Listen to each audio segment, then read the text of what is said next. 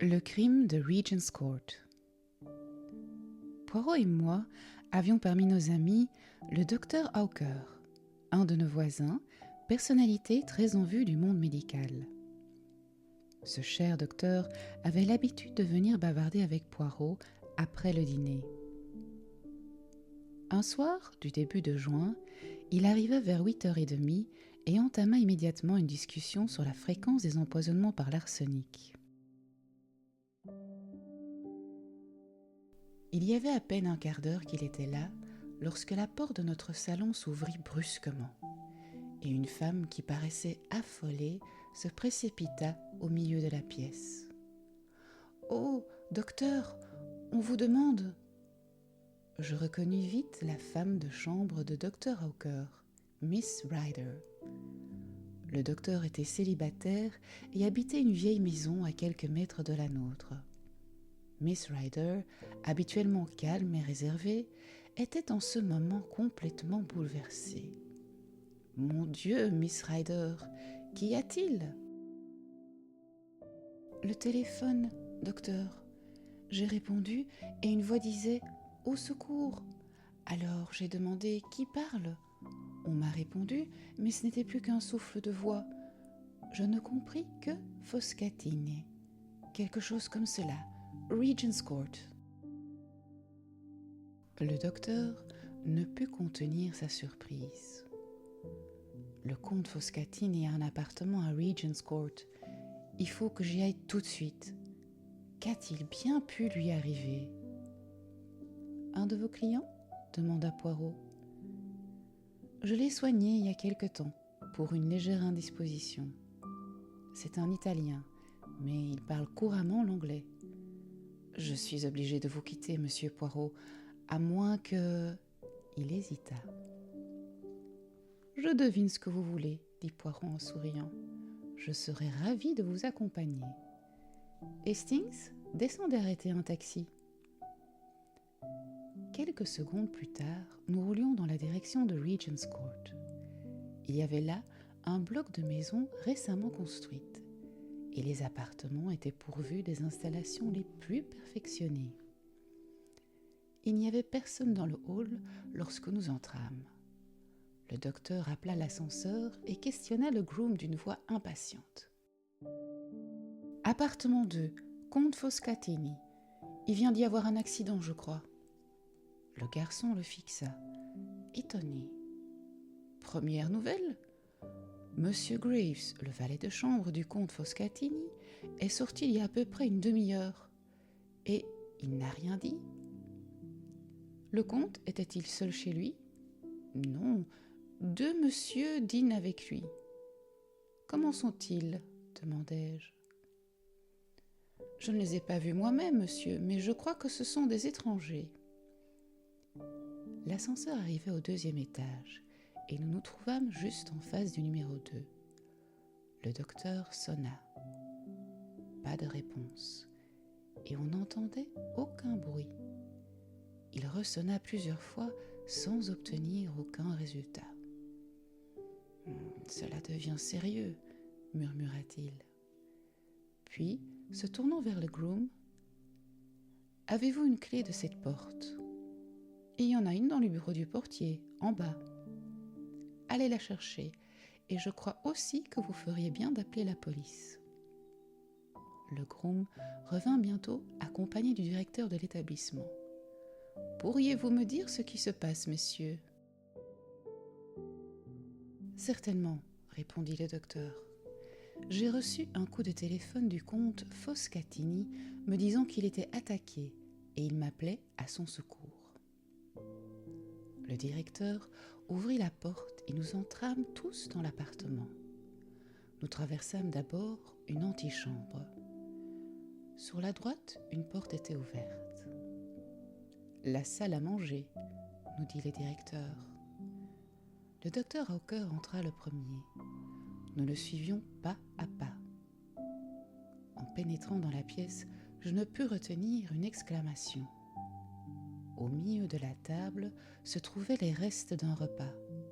3 chaises en avaient été écartées, comme si les occupants venaient juste de se lever.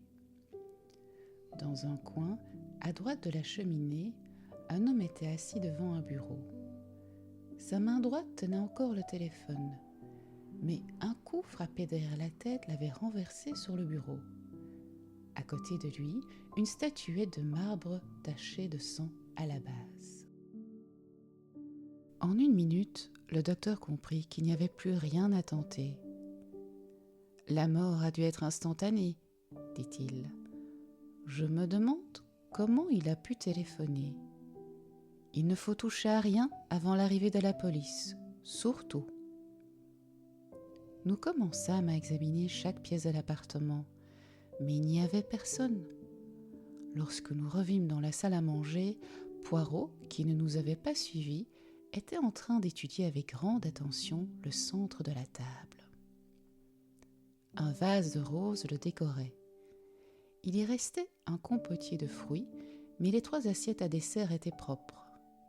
Sur 3 tasses à café, 2 portaient des traces de café noir et l'autre de café crème. Les 3 hommes avaient bu du marc, car le carafon était à moitié plein. L'un d'eux avait fumé un cigare, les 2 autres des cigarettes. Je remarquai tous ces faits, mais fus obligé de reconnaître qu'ils n'éclairaient pas la situation. J'étais curieux de savoir ce que Poirot pouvait bien y chercher pour être si absorbé. Je le lui demandai. « Mon ami, répliqua-t-il, vous n'y comprenez rien. Je cherche quelque chose que je ne vois pas. » Quoi ? Une faute, une toute petite faute même, commise par l'assassin. Il alla dans la cuisine, tourna la tête de tous côtés, mais ne parut pas avoir trouvé ce qu'il cherchait. « Monsieur, dit-il au directeur, voulez-vous avoir l'obligeance de m'expliquer comment on sert les repas ici ? Ceci est le monte-charge, voyez-vous, expliqua-t-il. Il fonctionne depuis la cuisine jusqu'au dernier étage de la maison. Vous commandez par téléphone et on vous envoie les plats par le monte-charge les uns après les autres. La vaisselle sale est redescendue par le même système. Ainsi, vous n'avez aucun souci, et c'est plus agréable que de dîner tous les jours dans un restaurant. Poirot approuva. Ainsi, les assiettes et les plats qui ont servi ici ce soir sont à la cuisine maintenant ? Puis-je descendre ? Oh, certainement. Roberts, le garçon, va vous y conduire. Ensemble, nous visitâmes les cuisines et nous questionnâmes l'homme qui avait pris les ordres de l'appartement 2. L'ordre fut donné pour 3, d'après la carte, expliqua-t-il. Soupe julienne, filet de sole normande, tourne d'eau, soufflé de riz. À quelle heure ? Environ vers 8 heures, dit-il. Je crains que la vaisselle ne soit lavée maintenant. Vous pensiez trouver des empreintes digitales, je suppose ? Pas précisément, dit Poirot, avec un sourire énigmatique. Je serais beaucoup plus intéressé par l'appétit du comte et de ses invités. Oui, mais il m'est impossible de vous dire exactement quelle quantité ils ont consommé. Tous les assiettes étaient sales et les plats vides, excepté celui du soufflé au riz. Il en restait beaucoup. Ah ah, dit Poirot d'un air satisfait. Comme nous remontions à l'appartement, Poirot me murmura à l'oreille « Nous avons affaire à un homme méticuleux. » Parlez-vous de l'assassin ou du comte ? Le comte était sans aucun doute un homme soigneux. Après avoir appelé au secours, il raccrocha le téléphone. Je fixai Poirot étonné. « Vous supposez qu'il est mort empoisonné ?» murmurai-je. « Le coup sur la tête n'aurait été qu'un simulacre. » Poirot sourit finalement. L'inspecteur et 2 policiers étaient arrivés lorsque nous fûmes de retour. Poirot eut besoin de se recommander de son ami l'inspecteur Japp de Scotland Yard pour qu'il nous soit permis à nouveau d'entrer dans l'appartement. Heureusement que nous étions là, car 5 minutes plus tard, un homme bouleversé se précipita dans la pièce. C'était Graves, le valet de chambre du comte Foscatini. Il nous raconta que la veille au matin, 2 messieurs avaient rendu visite à son maître. C'étaient des Italiens. Le plus vieux des deux, un homme d'une 40aine d'années, se nommait Signor Ascanio. Le plus jeune était un élégant jeune homme de 24 à 25 ans. Le comte Foscatini attendait leur visite et dès leur arrivée, envoya Graves faire quelques courses. À cet endroit de son récit, le valet de chambre parut hésiter. Il avoua à la fin que cette visite l'ayant intrigué, il n'avait pas obéi tout de suite à son maître et était resté pour écouter à la porte. Les 3 hommes parlaient très bas, mais il put comprendre cependant qu'il était question d'argent et de menaces. La discussion semblait assez aigre-douce. À la fin, le comte Foscatini éleva la voix et Graves entendit ces mots. « Je n'ai pas le temps de discuter plus longtemps, messieurs.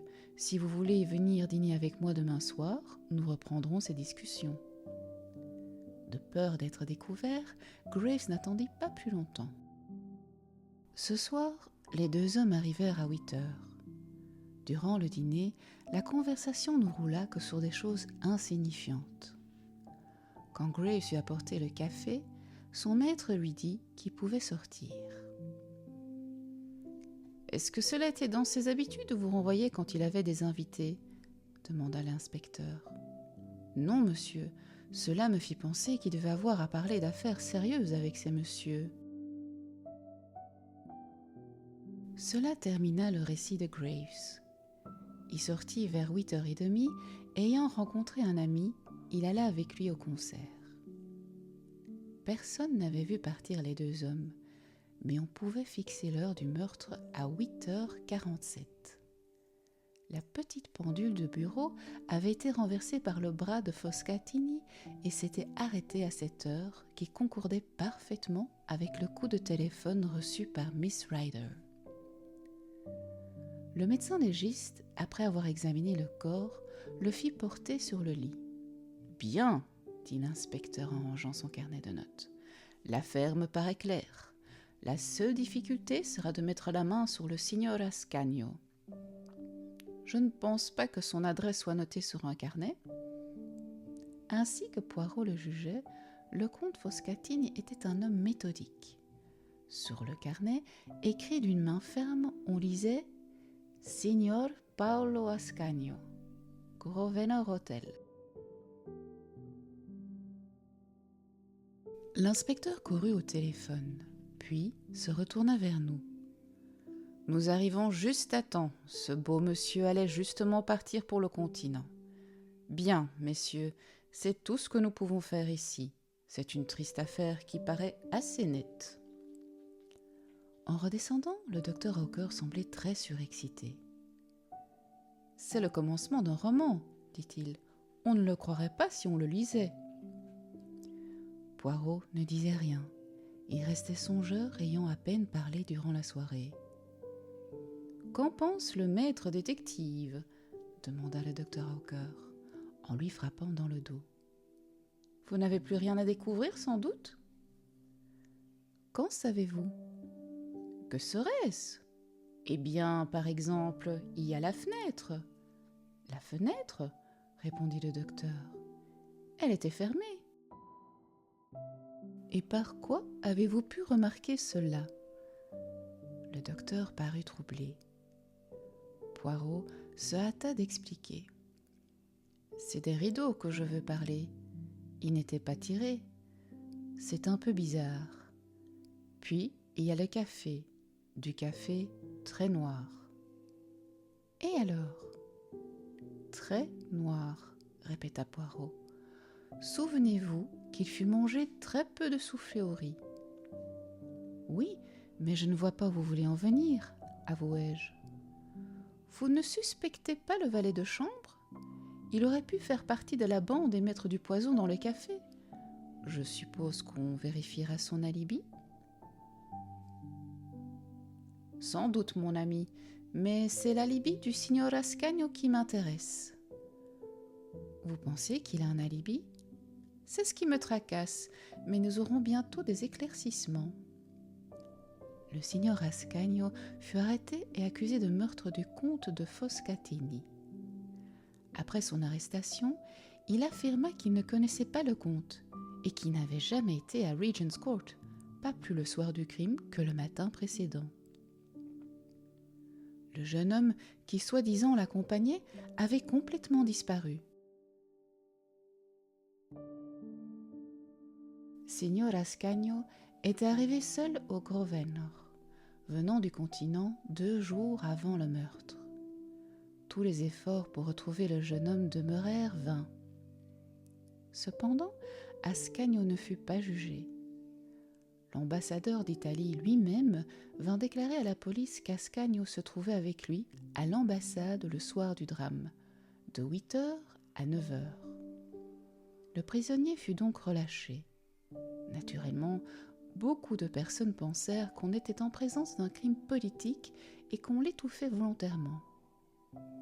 Poirot s'était beaucoup intéressé à cette affaire. Néanmoins, quelle ne fut pas ma surprise lorsqu'il me dit un matin qu'il attendait quelqu'un à 11h et que cette personne n'était autre qu'Ascanio lui-même. « Il veut vous voir ?» demandai-je. « Du tout, Hastings, c'est moi qui veux lui parler. »« À quel sujet ?»« Du meurtre de Regent's Court. »« Vous allez lui prouver qu'il est coupable ?»« Un homme ne peut être jugé 2 fois, Hastings. Essayez donc d'avoir un peu de bon sens. » Ah, voilà le coup de sonnette de notre ami. Quelques minutes plus tard, Signor Ascanio entrait. C'était un homme mince et de petite taille. Il nous lança à tous deux des regards suspects. « Monsieur Poirot ?» Mon ami l'accueillit aimablement. « Asseyez-vous, monsieur. Vous avez reçu ma lettre, n'est-ce pas ? J'ai résolu d'aller jusqu'au bout de cette affaire. Commençons. En compagnie d'un ami, vous êtes allé voir le comte Foscatini le mardi matin. » L'Italien eut un mouvement de colère. « Jamais de la vie. Je l'ai d'ailleurs juré au tribunal. »« Je le sais, mais j'ai dans l'idée que vous avez menti. »« Vous me menacez ? » ?»« Il vaut mieux que vous soyez franc avec moi. Je ne vous demande pas ce qui vous a mené en Angleterre. Je sais déjà que vous êtes venu uniquement pour voir le comte Foscatini. »« Il n'était pas comte, » grogna l'Italien. « J'ai déjà remarqué que son nom ne figurait pas au Gotha. »« Je vois que vous êtes bien renseigné. Il ne me reste plus qu'à vous parler franchement. Oui, je suis allé chez Foscatini le mardi matin, mais pas le soir de sa mort. Je n'avais plus besoin de le voir. Je vais vous expliquer. Foscatini était un maître chanteur. Certains papiers concernant un homme très haut placé en Italie se trouvaient en sa possession. Il demandait une grosse somme d'argent pour les restituer. Je suis venu en Angleterre pour arranger l'affaire. J'avais rendez-vous avec lui ce matin-là. Un jeune secrétaire d'ambassade m'accompagnait. Le comte fut beaucoup plus sociable que je ne l'avais prévu, mais la somme que je lui ai payée était énorme. Pardon, comment l'avez-vous payée, cette somme ? En petits billets de banque italiens. Je lui ai donné l'argent de la main à la main et il m'a rendu les papiers. Je ne l'ai pas revu depuis. Pourquoi n'avez-vous pas dit cela lors de votre arrestation ? J'étais dans une situation si délicate qu'il m'était impossible d'avouer connaître cet homme. Et comment alors expliquez-vous ce qui s'est passé le soir du meurtre ? Tout ce que je peux penser, c'est que quelqu'un s'est présenté sous mon nom. D'après ce que j'ai compris, on n'a pas trouvé d'argent dans l'appartement. Poirot le regarda et secoua la tête. « Je vous crois, signor Ascanio. Votre récit concorde presque avec ce que j'avais supposé, mais je voulais m'en assurer. Au revoir, monsieur. » Après avoir reconduit son visiteur, Poirot revint s'asseoir en riant. « Eh bien, capitaine Hastings, qu'en pensez-vous ? » « Je suppose qu'Ascanio a raison. Quelqu'un s'est présenté sous son nom. »« Non, vous n'avez pas encore assez d'esprit. Rappelez-vous les paroles que j'ai prononcées en quittant l'appartement du mort. J'ai parlé des rideaux qui n'étaient pas tirés. Nous étions au mois de juin. Il fait encore jour à 8 heures. Le jour baisse à la demi. Ça vous dit quelque chose ? Et puis le café, je l'ai dit, était très noir.